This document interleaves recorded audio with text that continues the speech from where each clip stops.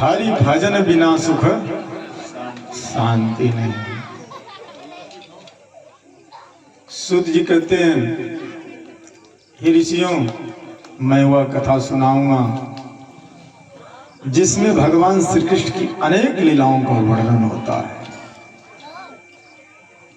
कहते हैं बात उस समय की है जब महाभारत का युद्ध हुआ और महाभारत के युद्ध में पांडव विजयी हुए, कौरव पराजित हो गए। कौरवों के पास बहुत बड़ी सेना थी और पांडवों के पास सेना नहीं थी, सेना कम थी। लेकिन पांडवों के साथ भगवान श्री कृष्ण थे और पांडव सत्य पे थे, कौरव असत्य पे थे। असत्य माने सबको पता है कि जब दो भाई हैं तो एक भाई को दूसरे भाई के बराबर हिस्सा मिलना चाहिए, लेकिन कौरवों ने उसमें बेईमानी कर दिया। इसलिए महाभारत की कथा ये कहती है भगवान भी उसी के पक्ष में होते हैं जो सत्य के मार्ग पे चलते हैं। आप यदि झूठ के मार्ग पे चलेंगे, अन्याय के मार्ग पे चलेंगे, तो भगवान भी आपके साथ चलने वाले नहीं है। तो अब निर्णय ये करना है कि हमें सत्य के साथ चलना है, हमें परमार्थ के साथ चलना है, कि हमें असत्य के साथ चलना है, हमें झूठ के साथ चलना है। भगवान जब भी चलेंगे सत्य के साथ चलेंगे, क्योंकि भगवान का एक नाम है सत्यम परम धीमहि। जो सत्य की शरण में रहते हैं भगवान उनके साथ रहते हैं। भगवान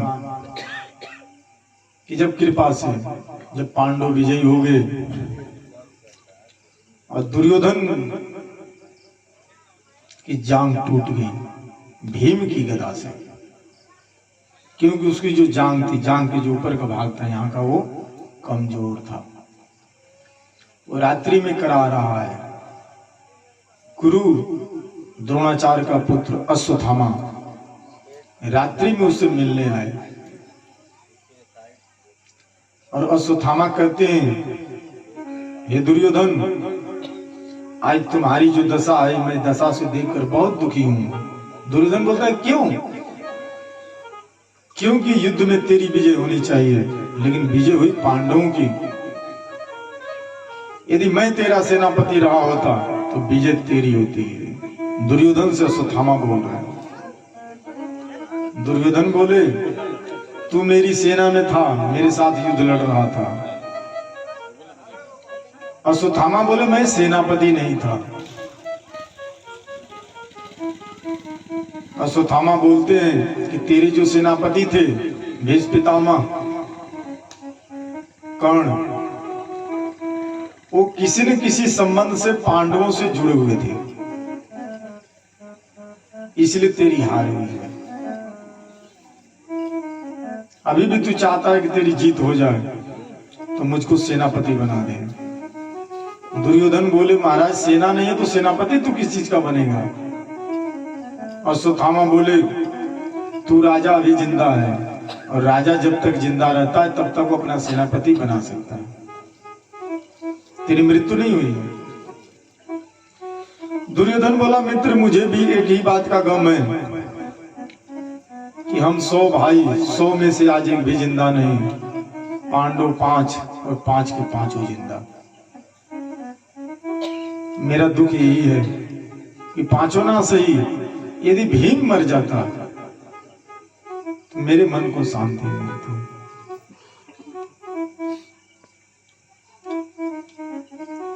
अश्वत्थामा बोला, तू मुझे तिलक कर, मैं आज रात्रि में जाऊंगा और भीम को कौन चलाए, मैं 5 पांडवों का वध करके आऊंगा।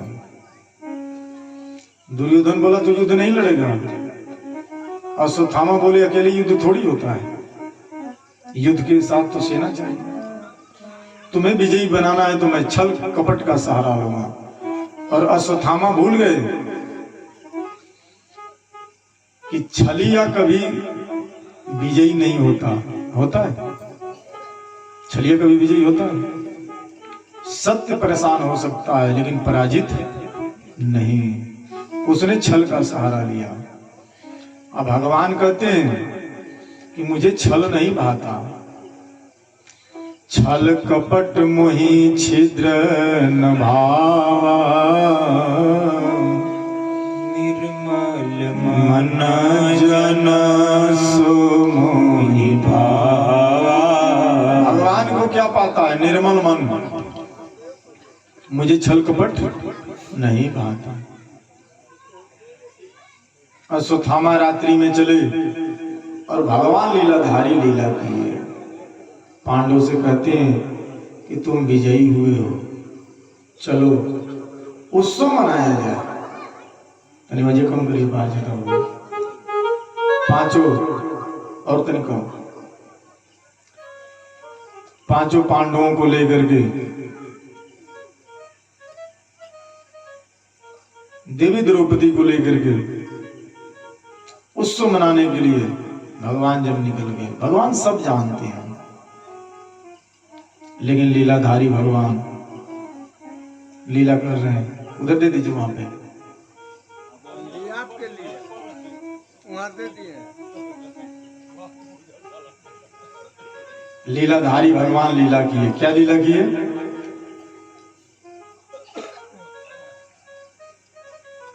सब जानते हुए अनजान की तरह जब लेकर गए। अश्वत्थामा रात्रि में आए। पांडवों के 5 पुत्र जो सो रहे थे, रात्रि में सोए हुए पुत्रों का हत्या कर दी अश्वत्थामा। उन 5 का सिर लेकर गए दुर्योधन के पास। दुर्योधन कहता है, इतना जल्दी आ गया? तो हाँ। दुर्योधन बोला, मुझे विश्वास नहीं होता, जिनके रक्षक गिरधारी हो तो उनको इतना जल्दी कैसे मार सकता है? अश्वत्थामा बोला, देख मैं दिखलाता हूं, इनका चेहरा देख ले। दुर्योधन बोला, तू भीम का सिर दे दे मुझे। जब अंधकार में जब भीम का सिर लिया, जो वैसे दबाया, मारा, कड़ाक से फट गया। दुर्योधन बोला, ये भीम का सिर नहीं है, भीम पुत्र का सिर है। जब सिर देखा तो बालकों का सिर। दुर्योधन रोने लगा। कहता है, अश्वत्थामा तुमने आज हमें कहीं का नहीं छोड़ा। मेरे कुल में हम 100 भाई मर गए, हमारे पुत्र मर गए, 5 पांडव जिंदा हैं, वो भी मर जाएंगे, लेकिन उनकी 5 संतान जिंदा थी। वो जिंदा होती तो हमारे मरने के बाद हमारा श्राद्ध तर्पण करती। आज जब हमारा श्राद्ध तर्पण नहीं होगा, हम जब पितृलोक में जाएंगे तो हमें पिंडदान कौन करेगा? हमारी तो अधगति हो गई, तुमने हमारे कुल का विनाश किया है, इसलिए तुम मेरी आंखों के सामने से दूर भाग जाओ। कभी कभी हम लोग जोश में इतना गलत काम कर देते हैं कि जिसके लिए हम करते हैं वही हमारा अपमान करता है। जब अश्वत्थामा को दुर्योधन भगा दिया, और जब देवी द्रौपदी को पता चला कि मेरे पुत्र मरे, रोने लगी। अर्जुन सांत्वना दिए, कहते हैं, देवी तुम रो मत,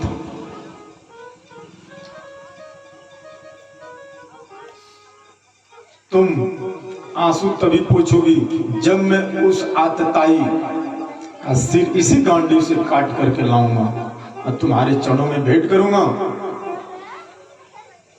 पुत्रों की अंत्येष्टि क्रिया करने के बाद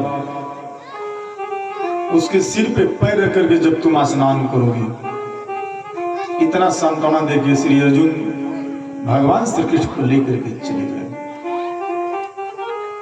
जब अश्वत्थामा देखे कि अर्जुन आ रहे हैं भगवान के साथ, अश्वत्थामा भयभीत हो गए और भय के मारे ब्रह्मशस्त्र का संधान किया, जो अर्जुन की तरफ प्रचंड वेग से आने लगा।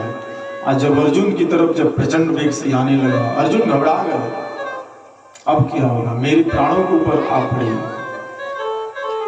हाथ जोड़ करके श्री अर्जुन भगवान श्री कृष्ण से प्रार्थना करते हैं, कृष्ण कृष्ण महाबाहो भक्त नाम भयंकर। हे सच्चिदानंद स्वरूप परमात्मा, आपकी शक्ति अनंत है, भक्तों को अभय देने वाले हो।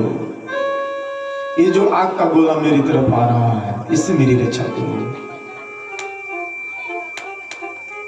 भगवान कहते हैं अर्जुन, यह अश्वत्थामा का चलाया हुआ ब्रह्मास्त्र है, तुम अपने ब्रह्मास्त्र से उसको शांत करो।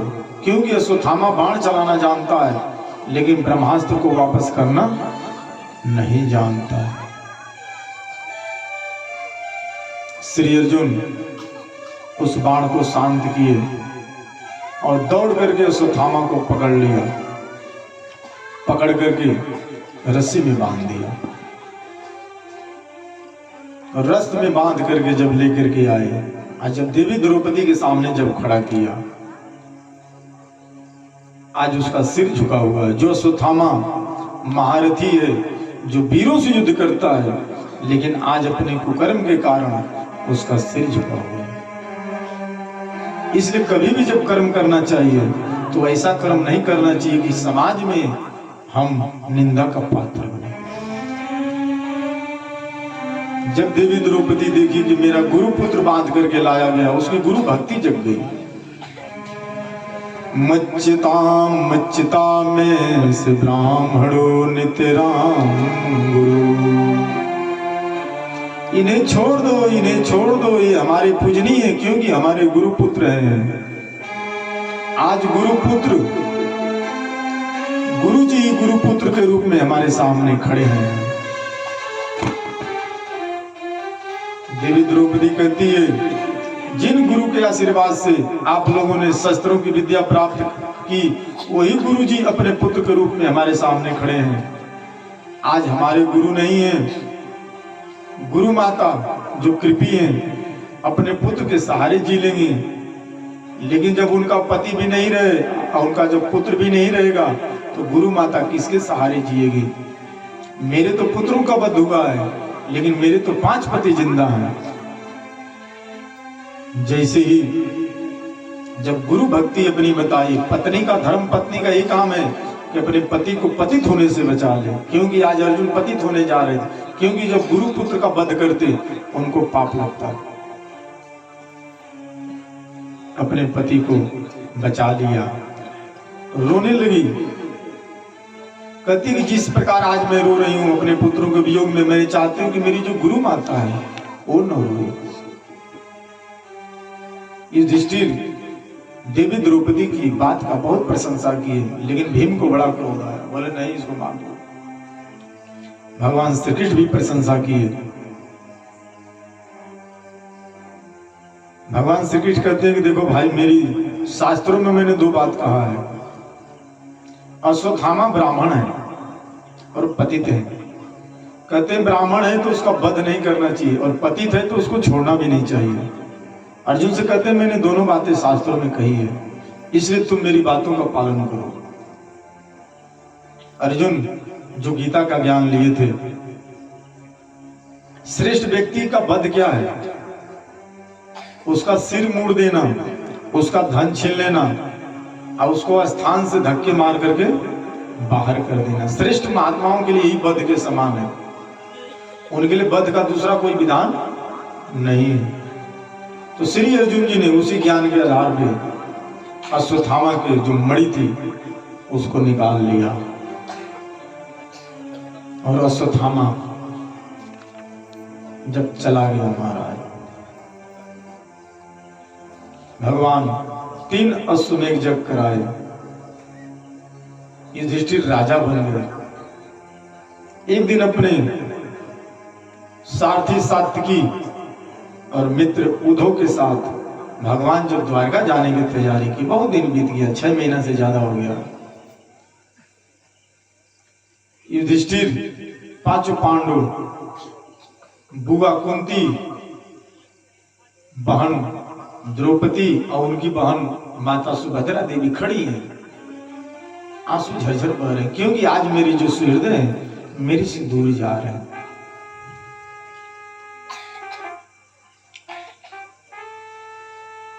सब लोग गम है, लेकिन उसी समय अर्जुन के पुत्र अभिमन्यु, उनकी पत्नी देवी उत्तरा दौड़ती हुई आई,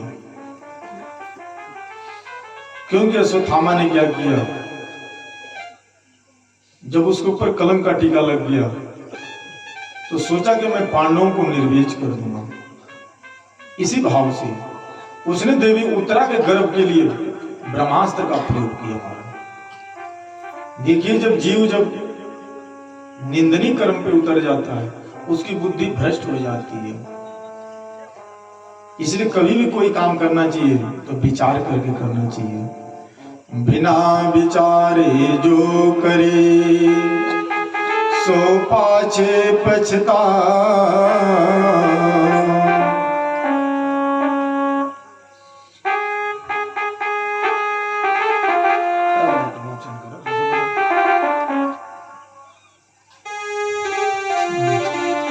बिना विचार जो करे सो पाछे पछता। काम बिगाड़े अपना जग में होत हंसा।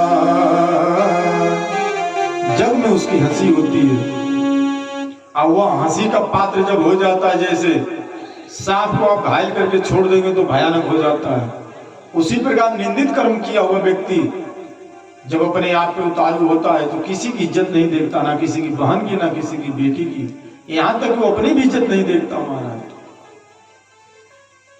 वह देवी उत्तरा दौड़ती हुई आई और आज देखती है कि जो अग्नि का बाण मेरी तरफ आ रहा है मेरे गर्भ को जला देगा।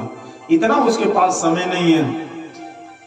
उसकी 3-3 सासुएं खड़ी हैं, लेकिन आज उसके 5 ससुर खड़े हैं। ससुरों से नहीं कही, ना सासू से कही, क्योंकि जान गई कि मेरे 5 ससुर उस दिन थे भरी सभा में। कब? जब मेरी सास देवी द्रौपदी का चिन्हन हो रहा था, उस समय रक्षा नहीं कर पाए। कृष्ण को आना पड़ा था मेरी सास की रक्षा के लिए। सीधा कर कहती है, पाहि पाहि महायोगिंद्र देव देव जगत पते। हे देवादिदेव जगदीश्वर, हे महायोगी, आप मेरी रक्षा करिए, मेरी रक्षा करिए। क्यों? नान्यम तद भवम पश्येयत मित्तो परस परम। आपके अतिरिक्त इस लोक में मुझे कोई अभय देने वाला नहीं लग रहा। आपस में एक दूसरे के सब मृत्यु की ग्राह से बन रहे हैं। भगवान श्री कृष्ण जान गए। वो देवी कहती है कि प्रभु, ये जो अस्त्र है ना, मेरे प्राण भले ले ले, लेकिन मेरे बालक की रक्षा हो जानी चाहिए ना। क्यों? कि मेरे वंश की परंपरा इसी बालक से चलने वाली है। आज भगवान माता देवकी के गर्भ में नहीं गए, माता कौशल्या के गर्भ में नहीं गए, लेकिन आज भगवान माता उत्तरा के गर्भ में जा रहे हैं। क्यों जा रहे हैं?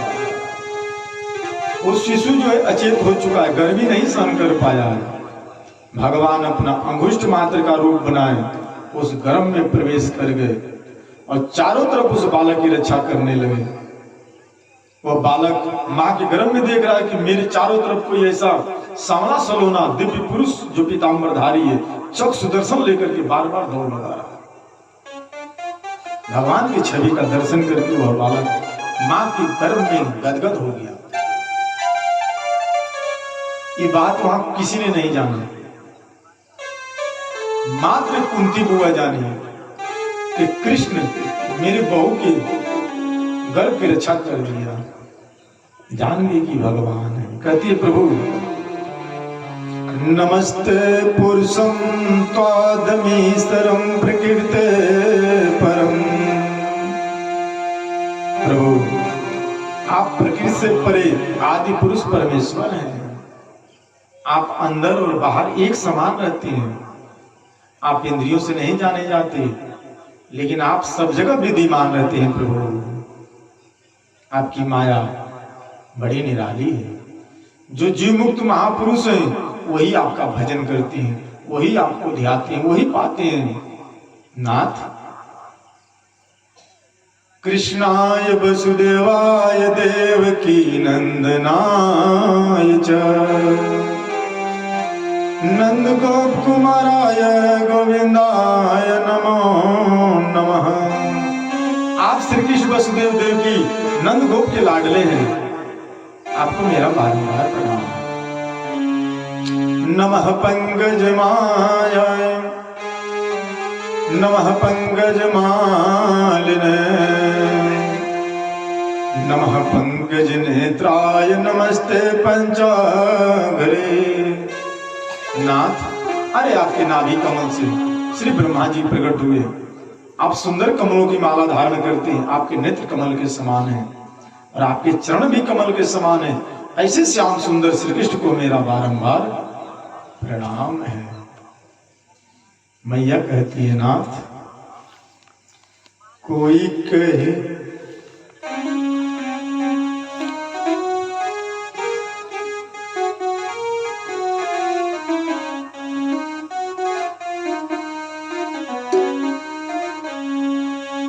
कोई कहे गोविंद कोई गोपाला, कोई कहे गोविंद कोई गोपाला।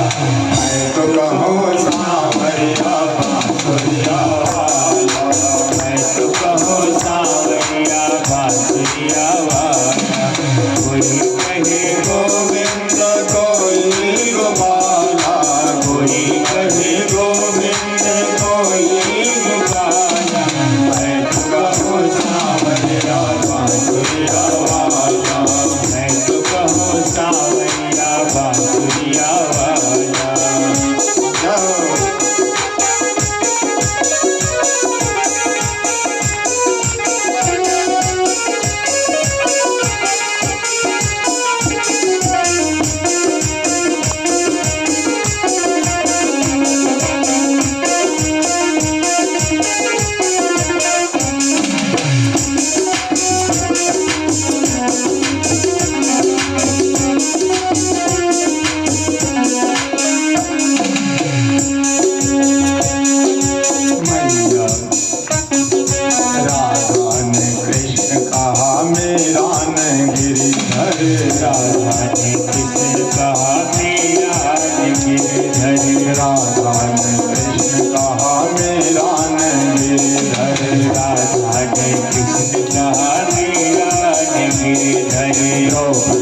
कृष्ण कहा खूब जान नटवर, द्रौपदी ने कृष्ण कहा खूब जान नटवर।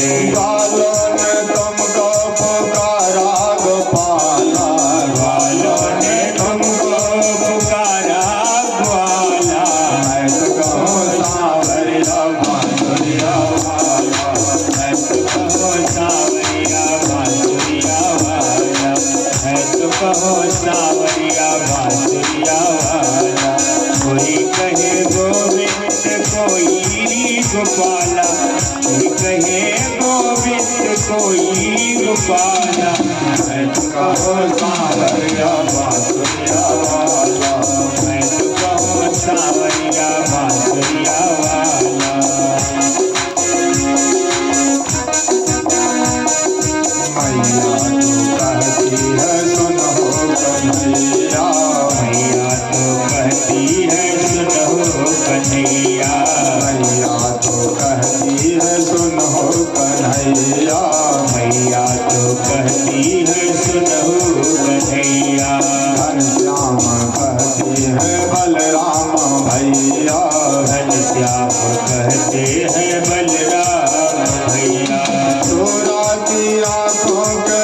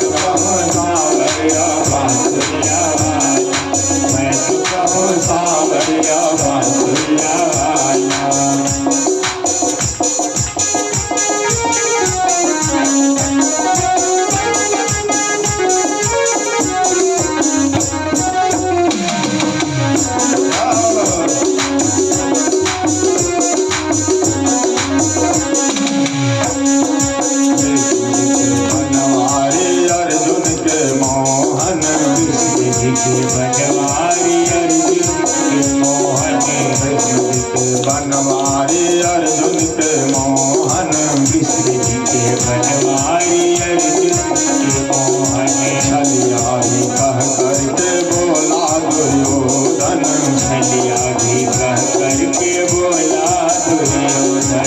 कंसा तो कहता है जल करके काला, कंसा तो कहता है जल करके काला, मैं तो कहूँ सांवरिया बांसुरिया वाला, मैं तो कहूँ सांवरिया बांसुरिया वाला, मैं तो कहूँ सांवरिया बांसुरिया वाला।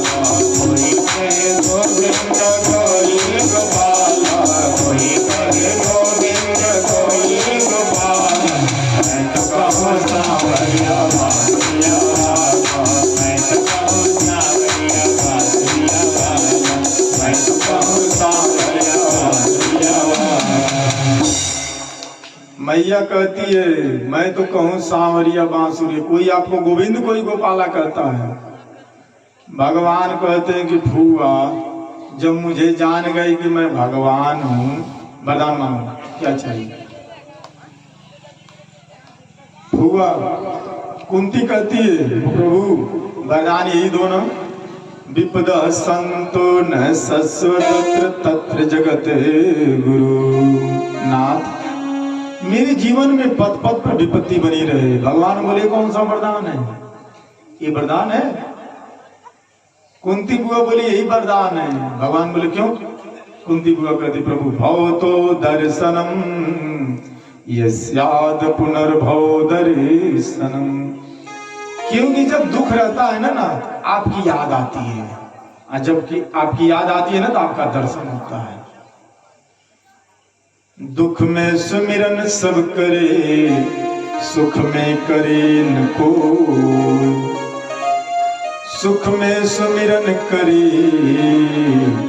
दुख काहे को। कुंती बुआ कहती प्रभु नमो किंचन वित्ताय निवृत्त गुण वृत्ते, आप निर्धनों के परम धनो, धनवानों के नहीं। माया का प्रपंच आपका स्पर्श नहीं कर सकता नाथ। आत्मा रमाय संताय कवलपते नमः, आप अपने आप में विहार करने वाले हैं, परम शांत स्वरूप हैं और केवल मोक्ष के अधिपति हैं। मैं आपको बारंबार नमस्कार करती हूँ। तब तक युधिष्ठिर जी रोने लगे महाराज, जोर जोर से रोने लगे। भगवान बोले भैया आपको क्या हो गया। युधिष्ठिर बोले मैं राज नहीं करूंगा। क्यों। मैं राजगद्दी पे बैठता हूँ, ये राजगद्दी मुझे काट रही है। क्यों काट रही है। कह रही इसलिए काट रही है, ये राजगद्दी मुझे याद दिला रही है कि युधिष्ठिर तू पापी है, तू अपने को मार करके इस गद्दी पे, मैं अपनों के खून से सना हुआ गद्दी पे नहीं बैठ सकता। युधिष्ठिर जी कहते हैं कि जब मैं विधवा अपनी बहुओं को देखता हूँ, सब विधवा तो उधर ही थी महाराज को, मेरी आत्मा धिक्कारती है कि युधिष्ठिर तू पापी है, तू धन के लिए अपनी बहुओं को विधवा बना दिया, मुझे राज नहीं चाहिए। भगवान समझ गए कि जिसका वैराग जगा हो उसको मैं स्वयं भगवान भी समझाऊं तो उसको समझ में आने वाला नहीं है। और भगवान युधिष्ठिर से उम्र में छोटे हैं, इसलिए उनको जो भैया कहते थे, भैया क्यों कहते थे नहीं। युधिष्ठिर के मामा के लड़के हैं कृष्ण भगवान, और कृष्ण भगवान के फुआ के लड़के हैं युधिष्ठिर। तो मामा और फुआ का लड़का आपस में भाई भाई होते हैं ना मामा। तो युधिष्ठिर जी बड़े थे, कृष्ण भगवान छोटे थे, इसलिए कहते हैं कि आप चलो, क्योंकि उनको याद आ गई, कोई याद कर रहा है। आज 56 दिन बीत गया है। कितना दिन। 56 दिन बीत गया। भीष्म पितामह कुरुक्षेत्र में बाणों की सैया पर लेटे हुए और भगवान के आने का इंतजार कर रहे हैं।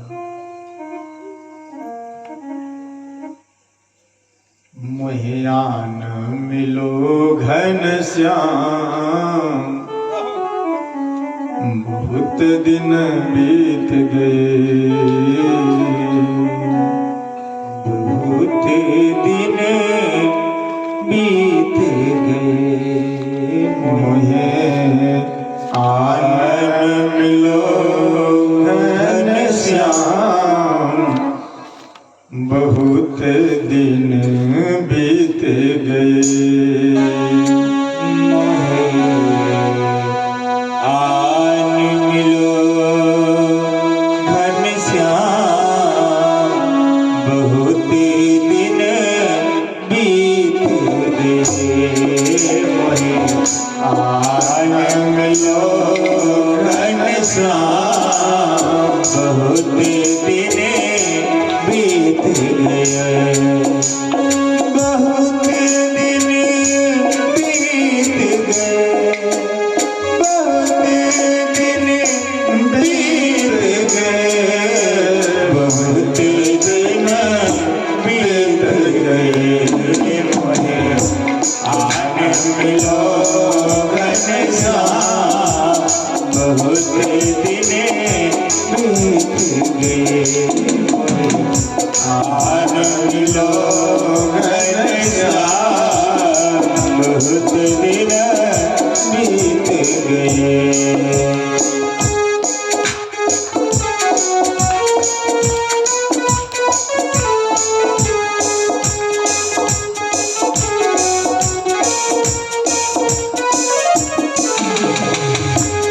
राधा की अखियन के तारे, राधा की अखियन के तारे, राधा की अखियन के तारे, राधा की अखियन के तारे, मेरे भी बन जाओ सहारे, मेरे भी बन जाओ सहारे। भक्तों के भगवान, बहुत दिन बीत गए। मोहे आन मिलो घनश्याम, बहुत दिन बीत गए। आन मिलो घनश्याम, बहुत दिन बीत गए।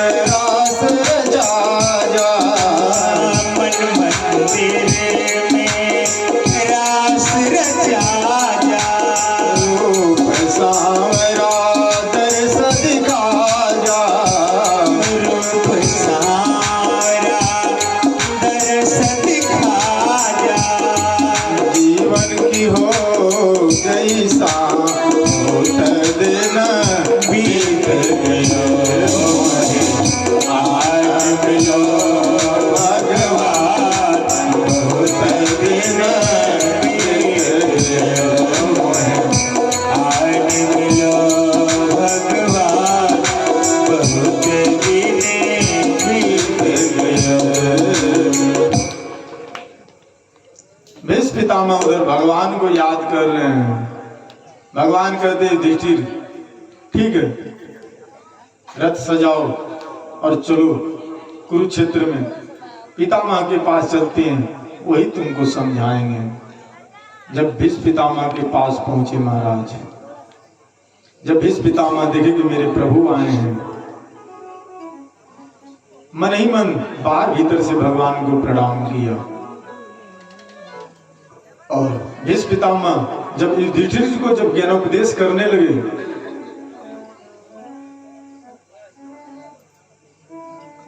कहते हैं कि युधिष्ठिर ये जो कृष्ण है ना, ये भगवान है।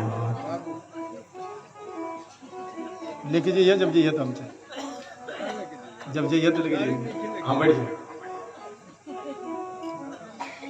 ये भगवान है। क्या है? भगवान।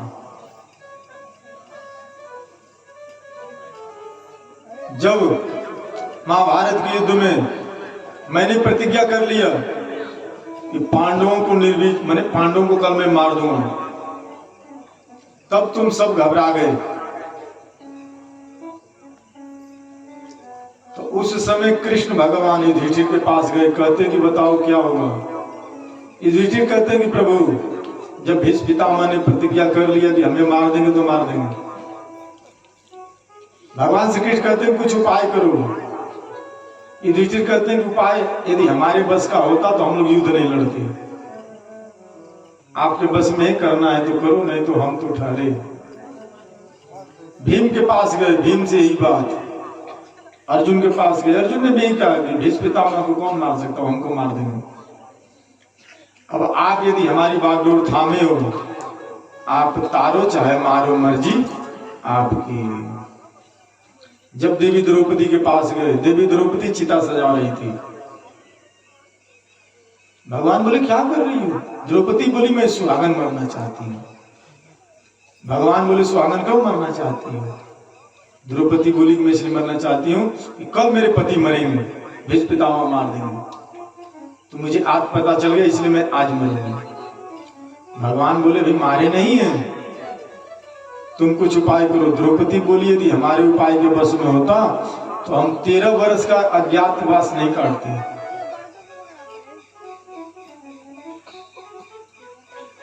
हमारा चीरहरण नहीं होता। अरे जिस दिन चीरहरण होगा उस दिन आप ही तो मेरी रक्षा की है, आज हमारी रक्षा करो। भगवान बोले ठीक है, तुम चिता होता बाद में सजाना, मेरे साथ चलो। अंधकार हो गया। आज भगवान द्रौपदी को लेकर के जब आगे आगे चले तो जाना था दुर्योधन के शिविर में, जिसमें भीष्म पितामह का शिविर लगा हुआ था। भगवान आगे आगे, देवी द्रौपदी पीछे पीछे। रात्रि है। जब भगवान कहे कि द्रौपदी यदि हम ऐसे जाएंगे ना तो दुर्योधन के सैनिक पहचान जाएंगे, तो हमको रोक देंगे। ऐसा करो, तुम्हारे पास दुपट्टा है तो हमें दे दो। आज देवी द्रौपदी का दुपट्टा भगवान ने ओढ़ लिया। और जब भगवान चलने लगे, जब द्रौपदी देवी पीछे पीछे चल रही है, उसके हाथ की जो चूड़ियां हैं खन खन खन खन कर रही हैं। भगवान बोले कि चूड़ी निकाल दो। चूड़ी निकाली, एक एक चूड़ी छोड़ दिया। सुहागन स्त्री को कभी भी बिना चूड़ी का नहीं रहना चाहिए, एक चूड़ी जरूर होना चाहिए। आजकल की सुहागन की बात नहीं हो रही है, पहले की जो सुहागन थी उनकी बात हो रही है। आजकल की सुहागन तो बिना चूड़ी का भी घूम सकती है, उसके लिए छूट है। तो एक एक चूड़ी छोड़ करके सारी चूड़ी भगवान कमर में, पहले धोती जब लपेटते थे तो फेटा रहता था, फेटे में बांध लीजिए भगवान। जब द्रौपदी चले फिर उसके चप्पल की आवाज आई महाराज। भगवान बोले चप्पल भी निकाल दो, चप्पल भी बांध लिए फेटे में और चले गए। इधर भीष्म पितामह को रात्रि में नींद नहीं आ रही है। भीष्म पितामह सोच रहे हैं, नाथ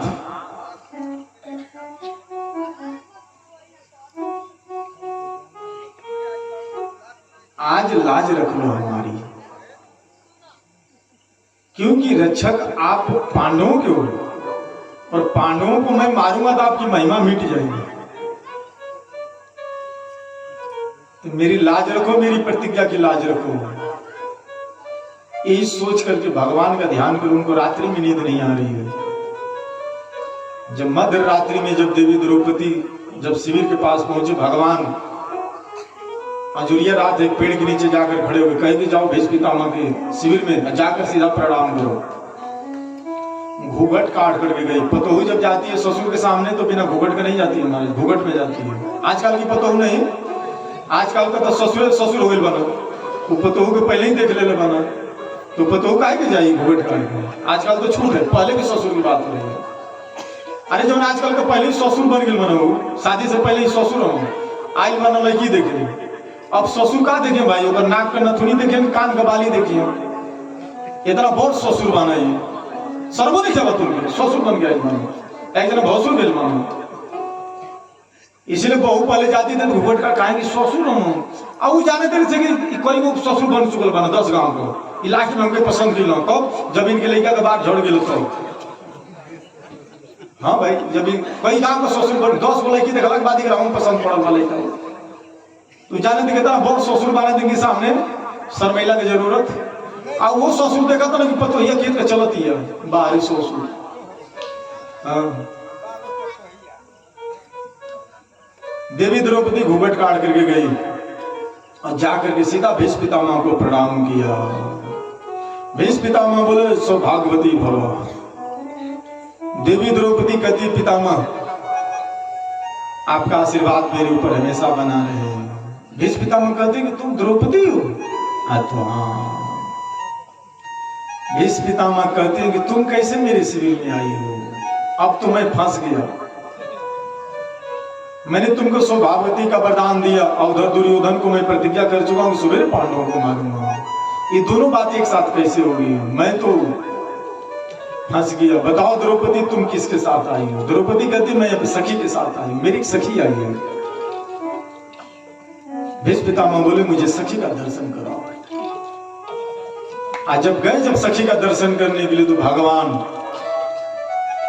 दुपट्टा काढ़े हुए घूंघट, उसकी पैजनिया बगल में लटक रही है, चूड़ी बगल में लटक, कहते बाहर गिरधारी। आपने भगत की रक्षा के लिए उसकी पैजनिया को कमर में बांधा, चूड़ी को कमर में बांधा, और नहीं तो ओढ़नी ओढ़ ली। आज जब 6 फुट के मर्द हो महाराज, अब वो ओढ़नी ओढ़े तो कितना बढ़िया लगेगा। कहते नाथ अरे चेहरा क्यों छुपाए हो, हमें थोड़ा दिखलाओ। मैं भी इस सखी का दर्शन करना चाहता, मैं भी चाहता था कि आपका दर्शन हो। भगवान मंद ही मंद मुस्कुराए। भीष्म पितामह कहते प्रभु आपकी मुस्कान ही तो है जो दिल को घायल कर जाती है। अब मुस्कुराओ मत, मेरी लाज बचाओ। कल के युद्ध में मेरा क्या होगा? मैंने वरदान दे दिया द्रौपदी को। भगवान बोले भीष्म पितामह आपकी लाज बचेगी कैसे? और मेरी प्रतिज्ञा टूटेगी। मैं प्रतिज्ञा किया था मैं शस्त्र धारण नहीं करूंगा, और कब मैं शस्त्र धारण करूंगा और आपकी प्रतिज्ञा बचेगी। भीष्म पितामह बोले प्रभु जैसे आप शस्त्र धारण करोगे वैसे मैं युद्ध को बंद करूंगा। देखिए जब भक्त भगवान के लिए प्रेरित होता है तो भगवान भक्त के लिए प्रेरित हो। दोनों भक्त और भगवान आपस में मिल गए कि युद्ध सवेरे कैसे होगा, जबकि दोनों आमने सामने लड़ना है। इसलिए साधक कहता है कि प्रबल प्रेम के पाले पड़कर प्रभु को नियम बदलते देखा। अपना मान भले टल जाए भक्त का मान न टलते देखा। भगवान आज भक्ति के बस में जब युद्ध हुआ, चक्र सुदर्शन धारण कर लिए, और जैसे देखे कि मेरे प्रभु चक्षु दर्शन धारण कर लिए, वैसे भीष्म पितामह दंडवत प्रणाम कर दिए, शस्त्र रख दिया, बस अब हो गया युद्ध। कहते प्रभु आपने मेरी राज की रक्षा किया। युधिष्ठिर कहते हैं कि भगवान है, तुम इनको नहीं जाने, तुमने इनको अपने मेरा भाई बनाया, कभी इनसे रथ हकवाया, कभी इनको साग खिलाया, कभी इनको जंगल में बुलाया, और तुम्हारे लिए पग पग पर आते रहे। ये नाथ है। तब देवी द्रौपदी बोलती, भीष्म पितामह जो आज आपका ज्ञान जो बरस रहा है, ये उस दिन ज्ञान कहां था जब भरी सभा में मेरा चीरहरण हो रहा था। भीष्म पितामह बोले, देवी उस दिन मैं दुर्योधन का अन्न खाया था, जैसा खाए अन्न वैसा हो। मैं पापी का अन्न खाया था, इसलिए मेरे शरीर में पाप चढ़ गया था। उस दिन मेरी बुद्धि काम नहीं की। जब मैं अर्जुन के बाणों की सैया पर सो रहा हूं, मेरी खून की धारा निकल गई है, अन्न खून के बहाने निकल गया है। अब मेरा शरीर पवित्र हो गया है, क्योंकि मेरे शरीर में खून नहीं है, इसलिए मेरी बुद्धि आज काम कर रही है। तो हमारी बुद्धि कब काम करेगी? जब हमारा अन्न पवित्र होगा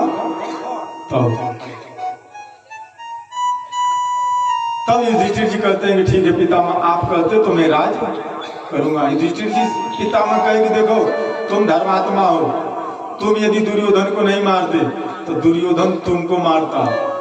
और जब तुम्हारे जीते जी, जब तुम्हारी पत्नी का वस्त्र चीरहरण हो रहा था, तो तुम्हारे नहीं रहने के बाद तुम्हारी पत्नी का क्या होता सोच लो। इसलिए भगवान की इच्छा थी कि पापियों का वध हो और धर्मात्मा का राज हो। तो धर्मात्मा व्यक्ति जीवन में पछताता है, पापी कभी पछताता नहीं है। इसलिए कहे तुम्हें पछताने की जरूरत नहीं है, क्योंकि तुम्हारे साथ भगवान है। तुम युद्ध नहीं करते, दुर्योधन तुमको मार देता। दुर्योधन मार देता तो तुम्हारी बहू के साथ क्या होता। तब उनको पता चल गया ये जो कथा है पापियों को पाप से है तारती, भागवत भगवान की है आरती। भीष्म पितामह कहते हैं कि प्रभु मेरी कन्या है, इससे आप विवाह कर लो। सब लोग आश्चर्य में पड़ गए, भीष्म पितामह की कन्या, इनका तो ब्याह ही नहीं हुआ। भगवान बोले कौन आपकी कन्या है? भीष्म पितामह कहते हैं कि मेरी जो बुद्धि है ना, बुद्धि जो मैं आपके खिलाफ लड़ाई लड़ा, ये मेरी बुद्धि ही तो थी। नहीं तो मेरी बुद्धि सद्बुद्धि होती तो मैं आपके पक्ष में नहीं आ सकता था, मैं पांडवों के पक्ष में नहीं आ सकता था। मैं स्वतंत्र था, दुर्योधन का पक्ष नहीं लेता, मैं स्वतंत्र था, मेरे ऊपर किसी का दबाव नहीं था। लेकिन मेरी बुद्धि उस समय पाप का अन्न खाने के कारण पापनी हो गई थी, इसलिए बुद्धि आज सद्बुद्धि हो गई है। जहां सुबुद्धि तहां संपत्ति नाना, जहां कुबुद्धि तहां विपत्ति निधाना। इसलिए आप मेरी सद्बुद्धि का विहार करो। मेरी बुद्धि कन्या है, इसको आप अपनी पत्नी बना लो, ताकि दोबारा जिंदगी में मैं अपने बुद्धि का सद्बुद्धि में प्रयोग करूं, कभी जीवन मिले तो। इसलिए बुद्धि को हमेशा भगवान को लगा कर रखना चाहिए, तब जाकर के हमारी सद्बुद्धि आएगी। इसी बात को रामचरितमानस में भगवान गोसाई जी कहते, बिन सत्संग विवेक न राम कृपा बिन शोभन सोई। भगवान श्री कृष्ण गदगद हो गए और भीष्म पितामह कहते हैं थोड़ा मुस्कुराओ, क्योंकि मेरे जाने का वक्त हो गया है। थोड़ा मुस्कुराओ, बंसी की धुन भरो, मुरली वाले मुरली बजा जा, रूप सावरा दर्शन दिखा जा, इस जीवन में रास रचा जा, जीवन की हो गई शाम। भगवान मुस्कुराए और श्री भीष्म पितामह का प्राण निकला और अपने दिव्य धाम में प्रवेश कर गया। सबने साधु साधु की जय जयकार किया, और जितने साधु महात्मा, बहुत से साधु महात्मा आए थे, उनका जब प्रयाण हो गया सबने जय जयकार किया, बोलिए भीष्म पितामह की जय, भगवान श्री कृष्ण की जय। उसके बाद भगवान श्री कृष्ण आते हैं, युधिष्ठिर राज करने लगे और भगवान श्री कृष्ण द्वारिका चले गए। आज की कथा यहीं पे विश्राम। कल